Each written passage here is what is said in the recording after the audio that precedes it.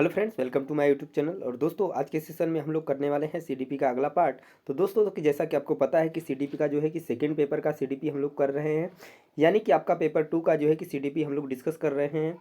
तो दोस्तों, वीडियो को लास्ट तक देखिएगा। और ये हमारा अगला प्रैक्टिस सेट है। इसके पहले भी हमने बहुत सारे जो है कि प्रीवियस ईयर क्वेश्चन पेपर के प्रैक्टिस सेट करा रखे हैं। तो अगर आप नहीं देखे हैं तो उसको जो है कि चैनल सब्सक्राइब करने के बाद जो है कि आप देख सकते हैं। हालांकि मैं इसका प्लेलिस्ट बना दूंगा, आपको वहाँ पर सारी चीज़ें एक साथ मिल जाएंगी।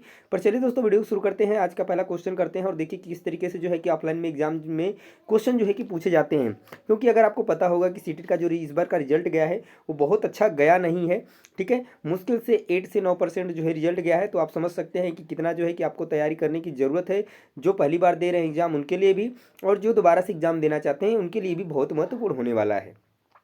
तो चलिए दोस्तों, आज का वीडियो शुरू करते हैं और आज का पहला क्वेश्चन शुरू करते हैं करना।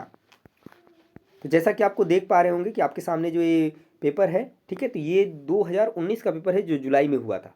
ठीक है, तो पहला क्वेश्चन रहा दोस्तों आपके स्क्रीन पे। क्वेश्चंस को ध्यान से पढ़िए। पढ़ने के बाद 4 ऑप्शंस को पढ़िए, उसके बाद आंसर दीजिए।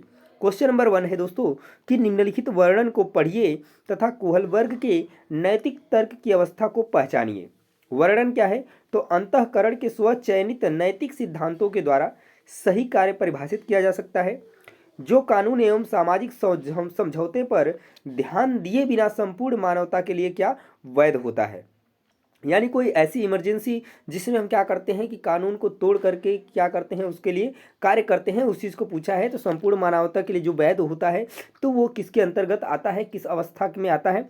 क्या यंत्रीय उद्देश्य अभिविन्यास के अंतर्गत आता है, सामाजिक अनुबंधन अभिविन्यास के अंतर्गत आता है, या सामाजिक क्रम व्यवस्था अभिविन्यास, या सार्वभौमिक नैतिक सिद्धांत? जैसा कि पहले ही बोल दिया गया है कि संपूर्ण मानवता के लिए वैध होता है। अगर आप यहाँ से चीज़ें समझ पाएंगे तो इस क्वेश्चन का राइट आंसर बनेगा ऑप्शन नंबर 4 दोस्तों, कि जो सार्वभौम नैतिक सिद्धांत अभिविन्यास के अंतर्गत जो है कि व्यवस्था जो है कि इसके अंतर्गत आएगा, जो यहाँ पे वर्णन दिया गया है।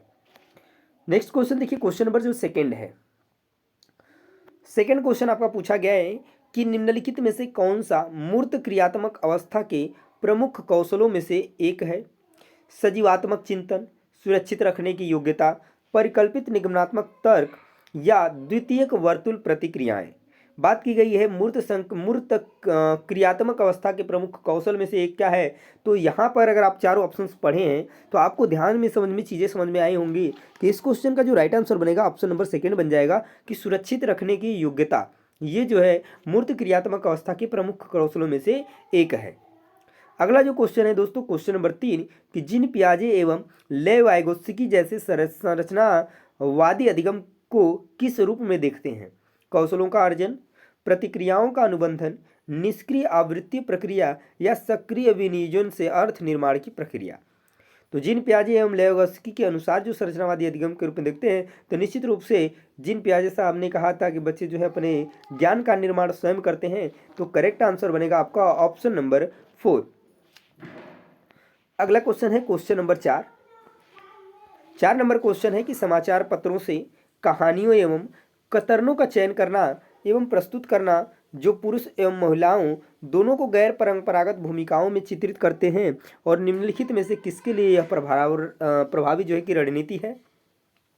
तो लैंगिक पक्षपात को बढ़ाने के लिए, लैंगिक स्थिरता को बढ़ाने के लिए, रूढ़िवादी जेंडर भूमिकाओं को प्रोत्साहन देने के लिए, या लैंगिक रूढ़ियों का सामना करने के लिए।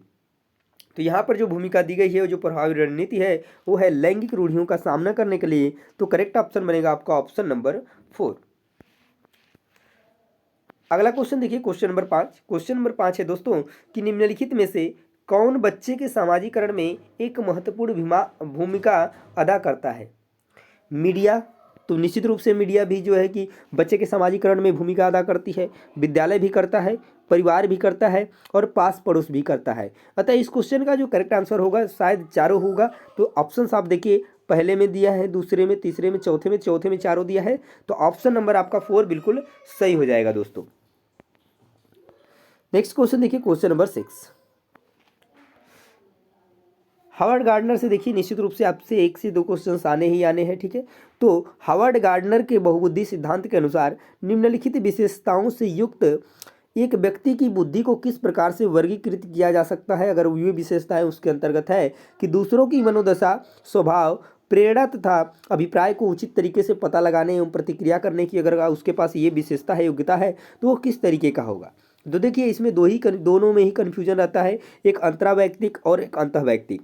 तो जो दूसरों की मनोदशा, स्वभाव, प्रेरणा और अभिप्राय को उचित तरीके से पता लगाते हैं तो वो होते हैं अंतःवैयक्तिक। क्या होते हैं? अंतःवैयक्तिक। तो करेक्ट आंसर बनेगा आपका ऑप्शन नंबर 3। और जो स्वयं के बारे में वो होता है वो होता है आपका अंतरावैयक्तिक। ठीक है, नेक्स्ट क्वेश्चन की तरफ चलिए। क्वेश्चन नंबर 7 नंबर क्वेश्चन है दोस्तों कि बच्चों के मूल्यांकन के लिए निम्नलिखित में से कौन से कारण होने चाहिए। बच्चों को गैर उपलब्धि वाले, निम्न उपलब्धि वाले, औसत एवं उच्च उपलब्धि वाले के रूप में अलग करना, ये मूल्यांकन का जो है कि कारण होना चाहिए। बिल्कुल नहीं होना चाहिए। आप बच्चों को अलग कर ही नहीं सकते हैं। अलग करना है, वर्गीकृत करना एक निगेटिव वर्ड है, तो ध्यान दीजिएगा इस चीज़ को। कक्षा में शिक्षण अधिगम प्रक्रियाओं में सुधार करना, हाँ ये पॉइंट बिल्कुल है मूल्यांकन का। समय के साथ बच्चों में होने वाले अधिगम परिवर्तनों की प्रगति के बारे में पता लगाना, ये भी बिल्कुल कारण बिल्कुल सही है। और बच्चे की क्षमताओं, संभावनाओं, सशक्त पक्षों एवं चुनौतीपूर्ण पक्षों के बारे में पता माता पिता के साथ चर्चा करना, बिल्कुल पॉइंट करेक्ट है, तो ये भी सही हो जाएगा। तो दूसरा तीसरा चौथा किस ऑप्शन में है? तो ऑप्शन नंबर 3 में है दोस्तों। तो राइट आंसर बनेगा ऑप्शन नंबर 3। नेक्स्ट क्वेश्चन देखिए, क्वेश्चन नंबर 8। क्वेश्चन नंबर 8 है दोस्तों कि निम्नलिखित में से कौन सा प्रगतिशील शिक्षा की अवधारणा के बारे में प्रमुख है। पाठ्यपुस्तक केंद्रीय अधिगम, प्रत्येक बच्चे की क्षमता एवं संभावना में विकास करना, मानव निर्देश मूल्यांकन, बाह्य प्रेरणा तथा एक रूप मूल्यांकन, मानदंड। देखिए पाठ्यपुस्तक केंद्रीय अधिगम जो होता है ये निगेटिव वर्ड है। प्रत्येक बच्चे की क्षमता एवं संभावना में विश्वास करना, बिल्कुल बात सही है। मानक निर्देश एवं मूल्यांकन, ये मानक वर्ड बिल्कुल गलत है। और मूल्यांकन मानदंड की बात करें तो ये भी बिल्कुल गलत है। तो करेक्ट आंसर आपका बनेगा ऑप्शन नंबर 2। अगला क्वेश्चन देखिए, क्वेश्चन नंबर 9। क्वेश्चन नंबर 9 है दोस्तों कि विकास में व्यक्ति की विभिन्नता को समझने के लिए क्या महत्वपूर्ण है। वंशागत विशेषताओं पर विचार करना जो प्रत्येक व्यक्ति के जीवन में विशेष शुरुआत देती है, या पर्यावरणीय कारकों पर विचार करना जो लोगों को प्रभावित करते हैं, या शरीर एवं दिमाग के परिपक्वन पर विचार करना, या वंशागत विशेषताओं के साथ साथ पर्यावरणीय कारकों एवं उनकी पारस्परिक क्रिया पर विचार करना। तो विकास की अगर व्यक्तिगत भिन्नता को समझने के लिए महत्वपूर्ण है तो दोनों चीज़ें हैं, अनुवांशिक और पर्यावरण दोनों ही चीज़ें हैं। तो वंशागत के साथ साथ हमें पर्यावरणीय कारकों को भी उनकी पारस्परिक क्रिया पर क्या करना चाहिए, विचार करना जो है कि महत्वपूर्ण होता है। नेक्स्ट क्वेश्चन देखिए, क्वेश्चन नंबर 10 पूछा गया है कि निम्नलिखित में से कौन सा विकास का सिद्धांत नहीं है। तो व्यक्ति अलग अलग गति से विकास करते हैं, विकास तुलनात्मक रूप से क्रमिक होता है, विकास समय के साथ धीरे धीरे घटित होता है, विकास की सटीक गति एवं प्रकृति जन्म के समय ही निर्धारित हो जाती है। क्या यह बात सही है? तो को पूछा है कौन सा नहीं है। तो आपका जो चौथा पॉइंट है वो बिल्कुल नहीं है, क्योंकि विकास की जो सटीक गति एवं प्रकृति जन्म के समय ही निर्धारित नहीं होती है, ये बात बिल्कुल गलत है। और यही सही है, क्योंकि पूछा गया था कि कौन सा जो है कि सही नहीं है दोस्तों। नेक्स्ट क्वेश्चन देखिए, क्वेश्चन नंबर 11 नंबर क्वेश्चन है कि अनेक शोध अध्ययनों से पता चला है कि शिक्षक लड़कियों की अपेक्षा लड़कों से अधिक पारस्परिक क्रिया करते हैं। इसका सही विवेचन क्या है? क्या लड़कियों की तुलना में लड़कों में शैक्षिक क्षमता काफ़ी अधिक होती है, या लड़कियों की तुलना में लड़कों को अधिक अवधान की समस्या होती है, आवश्यकता होती है, या यह शिक्षण में लिंग पक्षपात का एक उदाहरण है, या कक्षा में लड़कियों की तुलना में लड़कों को अधिक आसानी से नियंत्रित किया जा सकता है। तो देखिए अगर ऐसा हो रहा है कि जो शिक्षक होते हैं लड़कियों की अपेक्षा लड़कों से अधिक जो है पारस्परिक क्रिया करते हैं, तो यह निश्चित रूप से एक लिंग पक्षपात का एक क्या उदाहरण है। तो करेक्ट आंसर बनेगा आपका ऑप्शन नंबर 3। नेक्स्ट क्वेश्चन की बात करते हैं दोस्तों, क्वेश्चन नंबर 13 नंबर क्वेश्चन है कि एक समस्या को मूल एवं अपसारी समाधानों के साथ करने की योग्यता निम्नलिखित में से किसकी एक प्राथमिक विशेषता है। तो अहम केंद्रित बच्चों की, क्षतिग्रस्त बच्चों की, सृजनात्मक बच्चों की, अधिगम असशक्तता वाले बच्चों की। अपसारी की बात किया गया है, न कि अभिसारी की। ठीक है, तो यहाँ पे राइट आंसर बनेगा आपका ऑप्शन नंबर 3। सृजनात्मक बच्चों की जो है कि योग्यता क्या करता है, ये जो है कि प्राथमिक विशेषता है। ठीक है, तो करेक्ट आंसर आपका ऑप्शन नंबर 3 जो है बिल्कुल करेक्ट हो जाएगा। नेक्स्ट क्वेश्चन की बात करते हैं, क्वेश्चन नंबर 13 नंबर क्वेश्चन है कि दृश्य रूप से बाधित विद्यार्थियों के साथ कार्य करते समय एक शिक्षक को किस प्रकार के अनुदेशन अनुकूलन करने चाहिए। यानी बच्चा जो है सही तरीके से देख नहीं सकता है।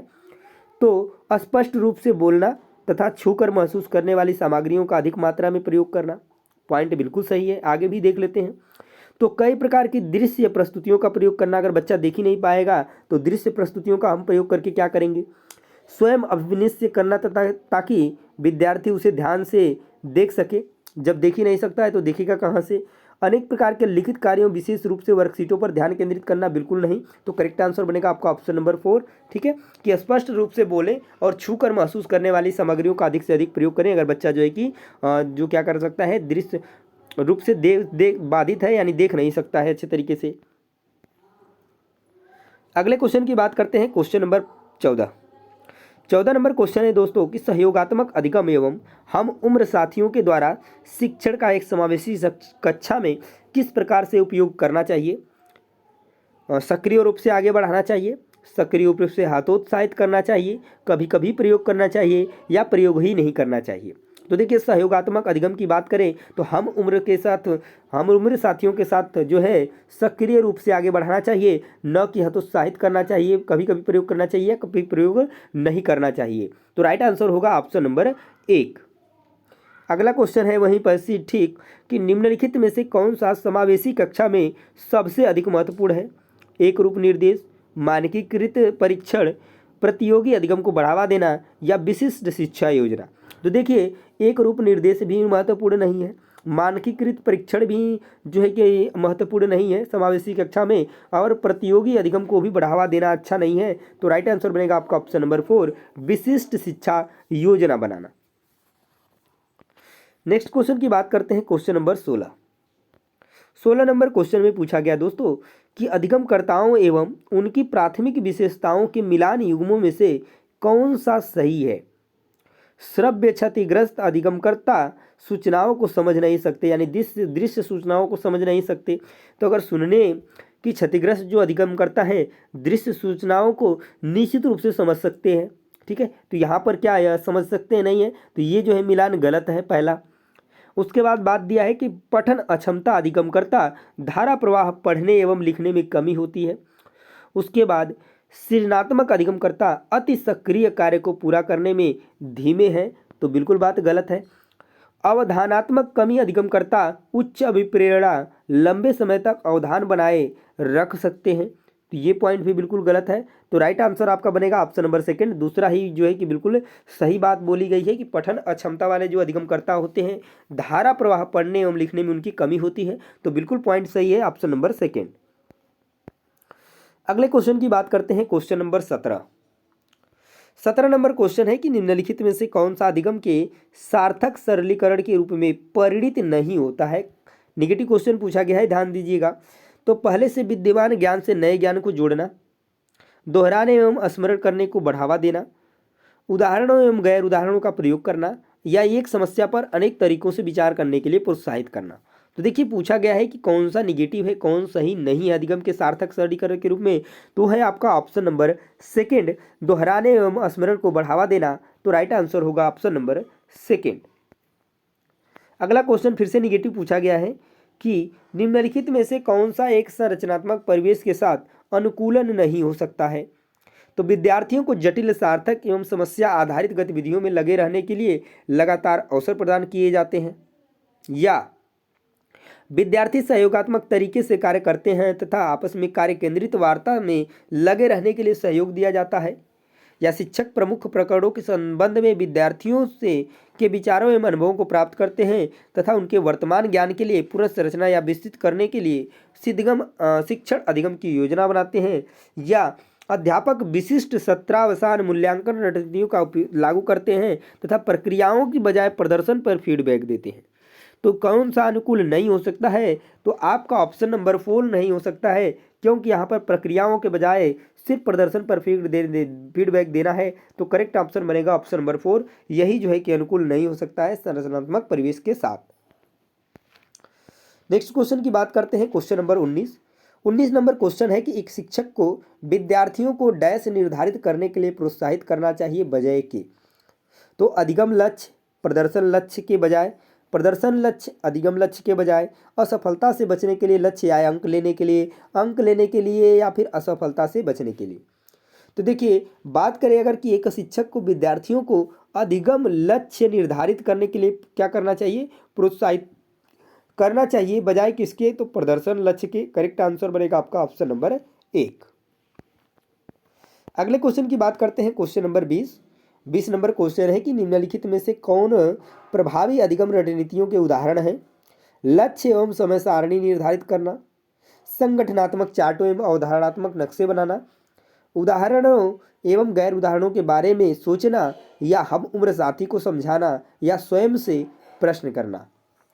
तो 20 क्वेश्चन का जो करेक्ट आंसर होगा, बिल्कुल चारों पॉइंट बिल्कुल ही सही है। तो राइट आंसर बनेगा आपका ऑप्शन नंबर जो 4 है, ये यानी कि पांचों के पांचों पॉइंट बिल्कुल सही है। ठीक है, 4 ही पॉइंट नहीं थे, 5 पॉइंट। तो राइट आंसर बनेगा ऑप्शन नंबर 4 दोस्तों। अगले क्वेश्चन की बात करते हैं, क्वेश्चन नंबर 21 नंबर क्वेश्चन है कि इनमें से कौन सा बाह्य अभिप्रेरणा का एक उदाहरण है। तो मैं अपना गृह कार्य करना पसंद करती हूँ क्योंकि यह बहुत आनंददायक है। तो यह एक आंतरिक प्रेरणा का उदाहरण है, बाह्य प्रेरणा का नहीं है। मैं बहुत अधिक सीखती हूँ जब मैं अपना गृह कार्य करती हूँ, ये भी आंतरिक प्रेरणा है। गृह कार्य करने से मैं अपनी अवधारणाओं को अच्छी तरह से समझ पाती हूँ। फिर उसके बाद दिया है, मैं अपना गृह कार्य पूरा करती हूँ क्योंकि शिक्षक प्रत्येक नियत कार्य के लिए हमें अंक देते हैं। ये जो है क्या है, एक बाह्य अभिप्रेरणा का उदाहरण है। करेक्ट आंसर बनेगा आपका ऑप्शन नंबर 4। बाकी जो 3 ऑप्शन है वो आंतरिक प्रेरणा के हैं, उदाहरण है। ठीक है, अगला जो क्वेश्चन है, क्वेश्चन नंबर 22। देखिए, एक प्राथमिक कक्ष में एक शिक्षक को क्या करना चाहिए। केवल उदाहरण देने चाहिए, केवल गैर उदाहरण देने चाहिए, उदाहरण एवं गैर उदाहरण दोनों देने चाहिए, या उदाहरण या गैर उदाहरण दोनों नहीं देने चाहिए। तो देखिए, अगर प्राथमिक कक्ष में एक शिक्षक को उदाहरण एवं गैर उदाहरण दोनों देने चाहिए ताकि बच्चे को अच्छे तरीके से चीज़ें जो है कि समझ में आए। नेक्स्ट क्वेश्चन की बात करते हैं, तो क्वेश्चन नंबर 23, निम्नलिखित रणनीतियों में से कौन सी बच्चों में अर्थ निर्माण को बढ़ावा देगी। तो अन्वेक्षण एवं परिचर्चा, सूचनाओं का संचरण, दंडात्मक साधनों का प्रयोग, एक रूप एवं मानकीकृत परीक्षण। मानकीकृत परीक्षण गलत बात होता है, दंडात्मक गलत होता है, और केवल सूचनाओं का संचरण ये भी नहीं होगा। तो अन्वेक्षण एवं परिचर्चा जो है अर्थ निर्माण को बढ़ावा देगी। ठीक है, नेक्स्ट क्वेश्चन की बात करते हैं, क्वेश्चन नंबर 24 नंबर क्वेश्चन है कि बच्चों की गलतियां एवं भ्रांत जो धारणाएं हैं शिक्षण अधिगम प्रक्रिया में एक महत्वपूर्ण कदम है। शिक्षण अधिगम प्रक्रिया के लिए रुकावट एवं विघ्न है। शिक्षण अधिगम प्रक्रिया में अनदेखी करनी चाहिए, या सूचित करती हैं कि बच्चों की जो क्षमताएं होती है वयस्कों की तुलना में बहुत निम्न स्तर की हैं। तो ऐसा कुछ भी नहीं है। बच्चों की जो भी गलतियां हैं या भ्रांत धारणाएं हैं वो निश्चित रूप से शिक्षण अधिगम प्रक्रिया में एक महत्वपूर्ण कदम है। ठीक है, तो राइट आंसर बनेगा आपका ऑप्शन नंबर 1। अगला क्वेश्चन है दोस्तों, क्वेश्चन नंबर 25 कि संरचनात्मक ढांचे में बच्चे को किस रूप से देखा जाता है। लघु वयस्क के रूप में जो सभी पक्षों जैसे कि आकार, संज्ञान तथा संवेग में वयस्क की तुलना में कम है, या कोरी पटिया या खाली स्लेट जिसके जीवन को अनुभव के द्वारा पूर्ण रूप से आकार दिया जाता है, या एक निष्क्रिय प्राणी जिसे अनुबंधन के द्वारा किसी भी रूप में आकार दिया जा सकता है या ढाला जा सकता है, या एक समस्या समाधान करने वाला तथा वैज्ञानिक अन्वेषक के रूप में। तो निश्चित रूप से जो है करेक्ट आंसर बनेगा आपका ऑप्शन नंबर 4 कि क्योंकि बोला ही गया है, जीन पियाजे साहब ने बच्चे को नन्हा वैज्ञानिक बोला है, अन्वेषक के रूप में माना है। ठीक है, चलिए अगला क्वेश्चन देखिए, क्वेश्चन नंबर 26 नंबर क्वेश्चन है कि अपनी कक्षा में सहयोगात्मक अधिगम का प्रयोग करते समय एक शिक्षक की भूमिका किस प्रकार की होती है। एक मूक दर्शक होना तथा बच्चे जो करना चाहते हैं उन्हें करने देना, या कक्षा को छोड़ देना तथा बच्चों को स्वयं कार्य करने देना, या सहयोगात्मक होना तथा प्रत्येक समूह की निगरानी करना, या उस समूह का सहयोग करना जिसमें होनहार एवं प्रतिभाशाली बच्चे हैं। तो राइट आंसर बनेगा ऑप्शन नंबर 3 कि सहयोगात्मक होना तथा प्रत्येक समूह की क्या करना, निगरानी रखना। ठीक है, बाकी अगर हम मूक दर्शक हो जाएंगे, कुछ नहीं बोलेंगे, बच्चे जो कर रहे हैं करने दें, तो क्या सही होगा, बिल्कुल नहीं होगा। क्या बच्चों कक्षों को छोड़ दे, बच्चे स्वयं से अपना कार्य करने दें, या केवल उनको ही हम देखें जो बच्चे जो है कि कक्षा में जो है कि अच्छा जो है कि पढ़ाई करते हैं होते हैं। तो नहीं, हमको क्या करना है, सबकी निगरानी रखना है, हर एक समूह की। नेक्स्ट क्वेश्चन की बात करते हैं, क्वेश्चन नंबर 27 नंबर क्वेश्चन है कि निम्नलिखित कथनों में से कौन सा विकास एवं अधिगम के बीच संबंध को सही तरीके से सूचित करता है। तो विकास एवं अधिगम संबंधित नहीं है। अधिगम विकास का ध्यान किए बिना घटित होता है। या अधिगम की दर विकास की दर से काफ़ी अधिक होती है, या विकास एवं अधिगम अंतः संबंधित और अंतः निर्भर होते हैं। तो बिल्कुल बात सही है कि जो विकास और अधिगम होते हैं वह अंतर संबंधित भी होते हैं, अंतर निर्भर भी होते हैं। तो करेक्ट आंसर बनेगा आपका ऑप्शन नंबर 4। नेक्स्ट क्वेश्चन है क्वेश्चन नंबर 28 की पियाजे के अनुसार विशिष्ट मनोवैज्ञानिक संरचनाएं जो अनुभव से सही अर्थ निकालने के व्यवस्थित तरीके को क्या कहा जाता है? मानसिक उपकरण, स्कीमा, प्रतिमान, मानसिक मैप। तो पियाजे के अनुसार बात बोला गया है कि विशिष्ट मनोवैज्ञानिक संरचनाएं जो होती हैं अनुभव से जो अर्थ निकलते तो उसको क्या बोला जाता है? तो उसको स्कीमा बोला जाता है। क्या स्कीमा होता है? बच्चे के स्कीमा में वो सब सारी चीज़ें मौजूद रहती हैं। तो राइट आंसर बनेगा आपका ऑप्शन नंबर 2 दोस्तों। नेक्स्ट क्वेश्चन की बात करते हैं क्वेश्चन नंबर 29 कि एक उचित प्रश्न सुझाव के द्वारा बच्ची की समझ को उस बिंदु से बहुत आगे ले जाया जा सकता है जिस पर वह अकेले पहुंच सकती है। तो निम्नलिखित में से कौन सी संरचना उपरोक्त कथन को प्रकाशित करती है? समीपस्थ, निकटस्थ यानी विकास का क्षेत्र, साम्य धारण, संरक्षण, बुद्धि। तो 29 का करेक्ट आंसर होगा ऑप्शन नंबर फर्स्ट, समीपस्थ विकास का क्षेत्र, क्योंकि बोला ही गया है कि उस बिंदु को बहुत से आगे ले जाया सकता है जिस पर वह अकेले पहुंच सकती है। तो बिल्कुल सही बात है। तो इसी को कहते हैं ZPD, zone of proximal development की बात की जा रही है। तो राइट आंसर बनेगा दोस्तों ऑप्शन नंबर 1। तो दोस्तों आज के सेशन का ये लास्ट क्वेश्चन, 30वां क्वेश्चन, क्योंकि आपको पता होगा कि 30 क्वेश्चन जो है कि CDP के आपके पूछे जाते हैं, चाहे वो पेपर 1 हो या फिर पेपर 2 हो। और ये जो क्लास है आपके पेपर 1 और पेपर 2 दोनों के लिए महत्वपूर्ण है। तो निश्चित रूप से आपको वीडियो पसंद आई होगी, आपको चीज़ें समझ में आई होंगी कि किस तरीके से एग्जाम में जो है कि क्वेश्चन पूछा जाता है। तो दोस्तों इसी तरीके के और भी प्रैक्टिस सेट करने के लिए, चाहे वो प्रीवियस ईयर पेपर हो, चाहे वो एग्जाम में पूछा गया क्वेश्चन हो, या फिर आने वाले जो एग्जाम में क्वेश्चन हो सकते हैं, उनकी प्रैक्टिस करने के लिए चैनल को सब्सक्राइब करना नहीं भूलिएगा। और वीडियो पसंद आए हैं तो लाइक और शेयर दोस्तों निश्चित रूप से करिएगा। तो चलिए इस क्वेश्चन का आंसर दीजिए, लास्ट क्वेश्चन आज के सेशन का। तो ले वैगोत्स्की के अनुसार आधारभूत मानसिक क्षमताओं को मुख्य रूप से किसके द्वारा उच्चतर संज्ञानात्मक प्रक्रियाओं में बदला जाता है? तो पुरस्कार एवं दंड, सामाजिक पारस्परिक क्रिया, उद्दीपन अनुक्रिया संबंध, अनुकूलन एवं संगठन। तो जब भी ले वैगोत्स्की की दोस्तों बात आती है वहाँ पर 3 चीज़ें आती हैं SCL। मैंने कई बार आपको बता चुका है, हर वीडियो में बताता हूँ। सोशल, कल्चर, लैंग्वेज, समाज, संस्कृति और भाषा। इन तीनों के बिना इनका काम अधूरा है। इन्होंने इन तीनों पर फोकस किया है। तो इसमें एक मिल रहा है आपको, सामाजिक की बात की जा रही है, सोशल की बात की जा रही है। तो करेक्ट आंसर बनेगा आपका ऑप्शन नंबर 2। तो उम्मीद करते हैं कि आपको वीडियो पसंद आई होगी। तो दोस्तों मिलेंगे नेक्स्ट वीडियो में नेक्स्ट प्रैक्टिस सेट के साथ। तब तक के लिए जय हिंद।